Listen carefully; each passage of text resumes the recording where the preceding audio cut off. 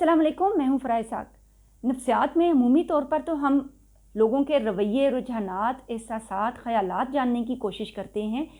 जब हम उन लोगों को जान लेते हैं और अंडरस्टैंड कर लेते हैं तो उनकी शख्सियत को मद्देनज़र रखते हुए उनसे अपनी मर्ज़ी के फ़ैसले लेने के लिए और उनको अपनी मर्ज़ी के ताबे करने के लिए हम उन्हीं प्रिंसिपल्स को, उन्हीं असूलों को इस्तेमाल करते हैं, उससे अपोज़िट बताकर अपनी मर्ज़ी का फ़ैसला ले लेते हैं और इसी चीज़ को रिवर्स साइकोलॉजी कहा जाता है। और ये साइकोलॉजी के डार्क सीक्रेट्स में से एक सीक्रेट है। कहाँ कहाँ अप्लाई होता है? मसलन मार्केटिंग इंडस्ट्रीज़ में किसी ने कॉर्नर प्लॉट बेचना है सेल्समैन ने, तो वो जो पार्टी आई है उनको ये बताएगा कि ये वाला जो प्लॉट है ये हमारा मखसूस प्लॉट है और ये हम आपको नहीं दे सकते, आप इसमें से कुछ देख लें। तो वो कहेगा ये वाला क्यों नहीं देख सकते हैं, यकीनन इसमें कोई ऐसी बात है जो मुझसे छुपा रहा है और मुझे यही प्लॉट लेना चाहिए। ये रिवर्स साइकोलॉजी कहलाएगी। एक्चुअली तो सेल्समैन वो प्लॉट बेचना चाह रहा है, लेकिन उसने उनको ये बताया कि ये थोड़ा रिजर्व्ड है और ये शायद आपको नहीं मिल सकता, आप दूसरी चीज़ ले लें। और ग्राहक एम्फसाइज़ करेगा, ज़ोर देगा कि मुझे यही दिखाओ। इसी तरह से अगर आप कपड़ों की दुकान पे जाते हैं और एक जो क्लोज़ेट है उसके ऊपर लिखा हुआ है रिज़र्व्ड, और वो अलग से कपड़े, आप उससे पूछते हैं ये वाले भी मुझे दिखाओ, वो ये कहता है कि ये कपड़े मखसूस लोगों के लिए हैं, ये आपको दिखाने के लिए नहीं है, नॉट फॉर दी कॉमनर्स। तो आप क्यूरियस होते हैं और आप कहते हैं नहीं नहीं मुझे इन्हीं में से दिखाओ, और आप उनमें से कोई चूज़ कर लेते हैं। तो इसका मतलब है कि आप रिवर्स साइकोलॉजी का शिकार हुए हैं। छोटी छोटी चीज़ों में समटाइम रिवर्स साइकोलॉजी अप्लाई होती है। फॉर एग्ज़ाम्पल, पेरेंट्स अपने छोटे बच्चों को परसुएट करने के लिए कहते हैं इतना बड़ा दूध का ग्लास है, आपकी टमी तो काफ़ी बड़ी है, लेकिन मुझे नहीं लगता कि आपसे ये दूध फिनिश होगा। और बच्चा एक ही गटागट दूध पी जाता है और ग्लास देता है और उसको लगता है कि मैंने बहुत अचीवमेंट किया है, और आप कहते हैं वाह तुमने ग्लास पी लिया, मुझे लग रहा था आपसे नहीं पीने होगा। That is the employment of reverse psychology in parenting.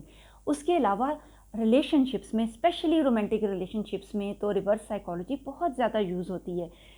मसलन आपके जो अभी रिलेशनशिप्स के ऊपर बहुत सारे लोग वीडियोस बनाते हैं और जो आपको टेक्निक्स बता रहे होते हैं, दरअसल they are based on reverse psychology.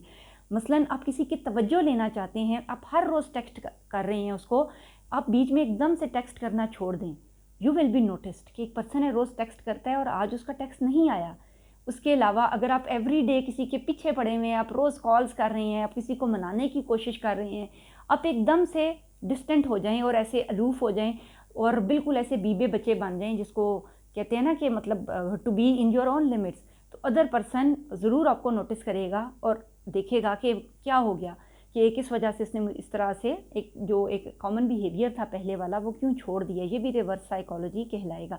इसके अलावा जो एक तरह से आता है रिवर्स साइकोलॉजी के प्रिंसिपल्स, मसलन कोई वाइफ्स हैं, कोई बीवी है, वो अपनी मियाँ से काम कराना चाहती है, तो वो कहती है ये बहुत भारी बैग है, ये सुबह कोई आएगा मैं उससे उठवाऊँगी, आपसे तो ये नहीं उठाया जाएगा।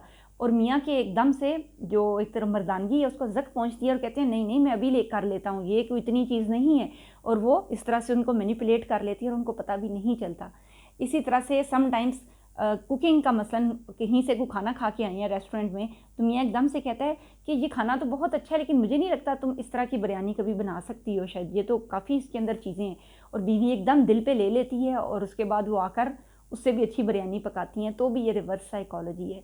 अच्छा, ऐसे हम देख रहे हैं कि बहुत सी चीज़ों में, रिलेशनशिप्स में और हर जगह ये अप्लाई होती है रिवर्स साइकोलॉजी की टेक्निक, कि किसी की शख्सियत को पहले जानना और उसको जानने के बाद उसकी कमियों को नोटिस करते हुए उससे फ़ायदा उठाने के लिए या मैनिपुलेट करने के लिए उससे अपोजिट बताना, ताकि वो काम करे दरअसल जो हम चाहते हैं और हमारे फ़ैसले हैं, लेकिन उसको ये लगे कि दरअसल ये फ़ैसले मैं सारे खुद ले रहा हूँ और मेरी मर्ज़ी हो रही है। दरअसल किन लोगों के ऊपर रिवर्स साइकोलॉजी अप्लाई हो सकती है और किन लोगों पे नहीं करनी चाहिए, क्योंकि ये कोई हेल्दी चीज़ नहीं है टू मैनिपुलेट पीपल, और इसको हम कोई ऐसा नहीं कह सकते कि ये बहुत अच्छी चीज़ है लोगों को मैनिपुलेट करना।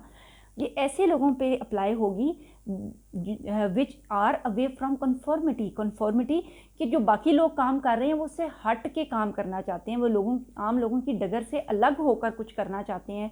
ज़िद्दी, अक्खड़ और ऐसे लोग जो दरअसल चाहते हैं कि वो कुछ अलग सा ही करके दिखाएं। एक पुरानी कहावत है कि जिसमें कोई शख्स था और उसकी जो बीवी थी वो दरिया में गिर गई, तो उसने उसके दरिया के अपोजिट डायरेक्शन में ना चलना शुरू कर दिया, ढूंढना शुरू कर दिया। लोगों ने कहा भाई दरिया उस साइड पे बह रहा है, तुम वहाँ देखो, उस साइड पर गई होगी। कहते हैं नहीं वो बिल्कुल पुट्ठी थी, वो उल्टी साइड पर ही गई होगी। तो अब ये जो रिवर्स साइकोलॉजी का प्रिंसिपल है, ये भी समहाउ इसी तरह से ऐसे लोगों पर ही अप्लाई होता है कि जिन्होंने उल्टा ही करना होता है, आप उनको कुछ भी बताएंगे तो वो नहीं चाहते हैं कि वो कॉमनर्स में रहें और कॉमन थिंकिंग अप्लाई करें, वो कुछ डाइवर्जेंट थिंकिंग के मालिक होते हैं। ऐसे लोग जज्बाती तौर पर भी जल्दी मैनिपुलेट हो जाते हैं और उनके ऊपर रिवर्स साइकोलॉजी बहुत अच्छी तरह से अप्लाई हो सकती है।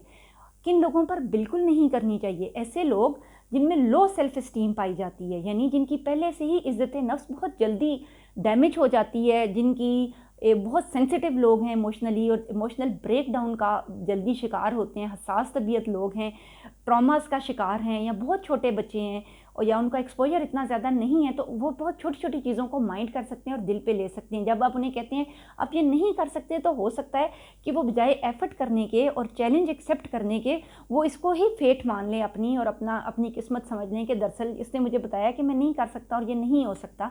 ऐसे स्ट्रेट फॉरवर्ड लोग या ऐसे सेंसिटिव लोगों पर आप हरगिज़ रिवर्स साइकोलॉजी का इस्तेमाल ना करें, क्योंकि ये लोग बहुत जल्दी गैस लाइट हो जाते हैं। यानी ये जो एक तरह से और जो रियलिटीज़ हैं जो आप उनको पेश कर रहे हैं, अपनी परसेप्शन, वो उन्हीं को ही एक्सेप्ट करना शुरू कर देते हैं और बुरी चीज़ों को किस्मत का लिखा समझ कर कबूल करना शुरू कर देते हैं, जहाँ से ये बहुत जल्दी मैनिपुलेट हो जाते हैं और जल्दी एब्यूज़ का शिकार भी हो सकते हैं।